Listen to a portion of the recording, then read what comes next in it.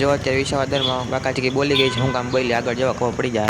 જય શ્રી રામ મિત્રો, સ્વાગત છે આપણા મિની લોક ની અંદર. તો હવારમાં ખોલ નાખી મસ્ત મજાની દુકાન ખોલતા જ આપણે પહેલા તો સૌથી પહેલા તો સાફ કરી નાખી મસ્ત મજાની, પછી કરી નાખી આપણે ધૂપ દીવા અને પછી બેગી આપણે કોમ્પ્યુટરમાં, કારણ કે ભાઈ આપણે પ્રિન્ટરમાં કીધું પ્રિન્ટ કાઢી નથી, 3-4 થઈ ગયા એટલે હેડ ક્લીન કરવો પડે. તો પહેલા હેડ ક્લીન કરી નાખી, નકર એક જામી જાય.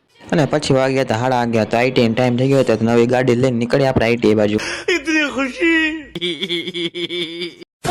અને ભાઈ ભૂગી ગયા હતા આપણે આઈટી સંકુલ વાળા આવ્યા હતા વિઝિટ કરવા, અને આજ તો આપણે પ્રેક્ટિકલ કરવાનું હતું. ફટાફટ કરી નાખી પ્રેક્ટિકલ તો નાનું એવું હતું, ફટાફટ પ્રેક્ટિકલ કરીને નીકળી ગયા પાછા આપણે ઘર બાજુ.